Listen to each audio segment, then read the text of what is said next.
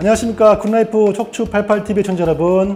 오늘의 제목입니다. 다리가 저려요. 원인이 뭘까요? 네. 딱 진료실에 들어오자마자 바로 저한테 던집니다. 앉자마자 안녕하세요. 그러면 네 원장님 저 다리가 저려요. 왜 그래요? 그러면 황당해요. 솔직히 너무 원인이 많아요. 마치 머리가 아파요. 왜 아파요? 저희로서는 황당해요.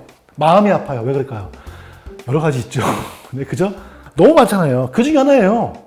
원인은 한 가지가 아니다. 그래서 진찰과 검사가 필요하지만 제가 몇 가지 정리하겠습니다. 다리가 저리면은 원인이 요거 내에 있을 것이다. 그리고 감별하는 포인트를 아신다면은 불필요한 검사, 불필요한 수술, 치료를 안 받을 수 있을 것 같아서 제가 좀 정리만 해보겠습니다. 짧게 한 7, 8분 내에.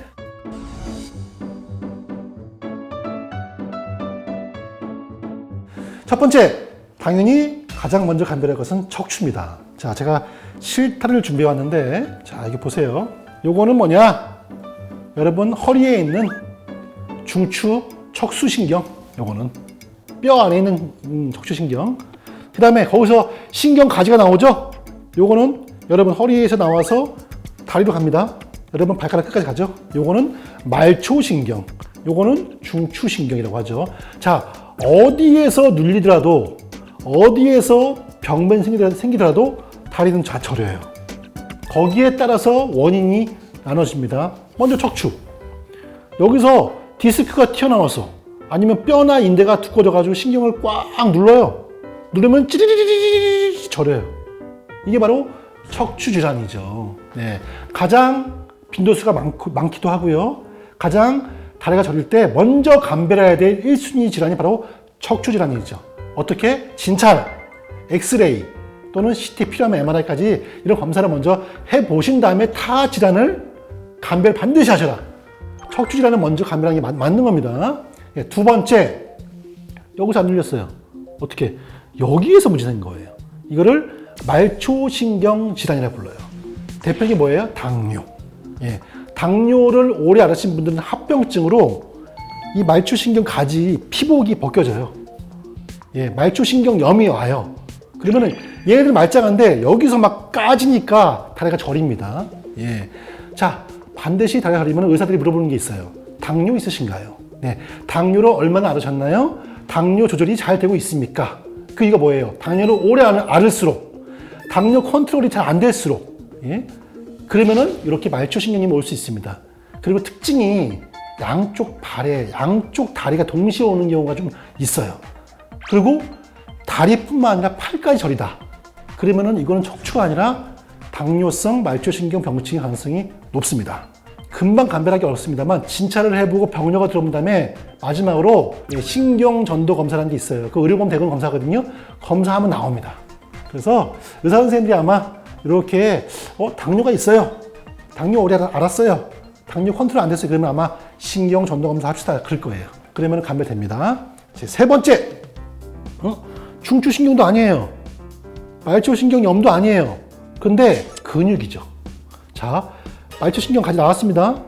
이 말초신경 가지가 어딜 통과해요? 여러분 허리 근육, 엉덩이 근육, 다리 근육을 통과합니다. 그런데 여러분이 뭐 잘못된 생활, 좌식 생활, 뭐 운동 부족하게 되면은 근육이 굳어버립니다. 어떻게 돼요? 근육이 얘를 꽉 쥐어짜죠. 꽉 쥐어짜요. 그러면은 마치 여기 말초신경염처럼 눌리기 때문에 신경이 찌릿 저립니다.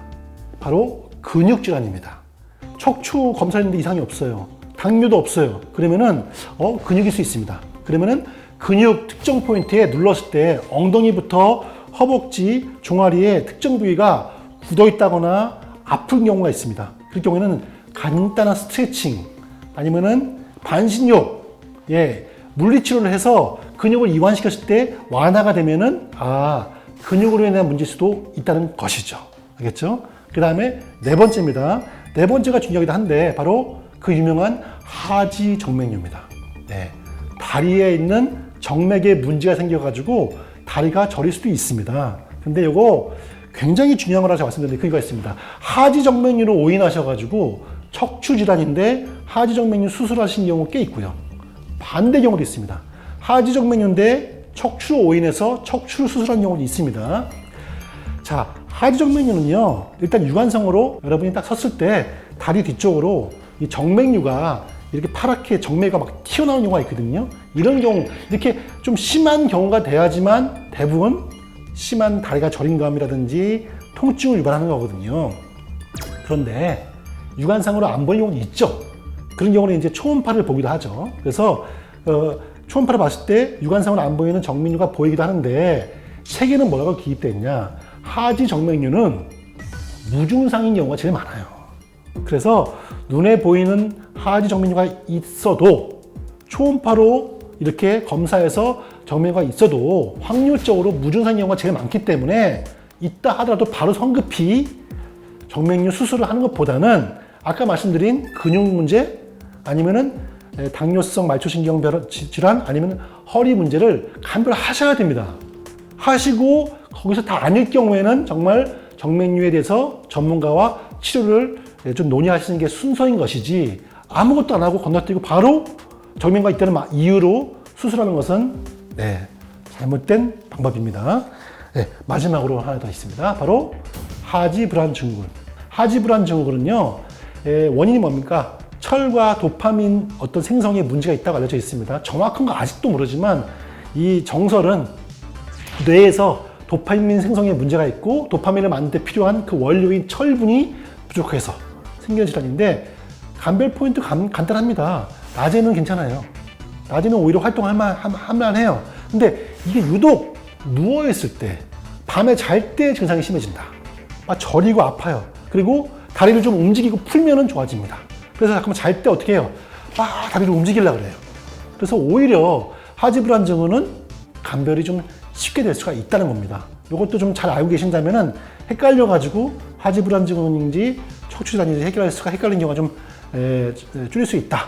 자, 정리해보면은 다리가 저린 것은 첫 번째 척추질환, 두 번째는 바로 말초신경염, 당뇨성 말초신경염, 세 번째는 근육의 문제, 네 번째는 하지정맥류, 다섯 번째는 하지불안 증후군.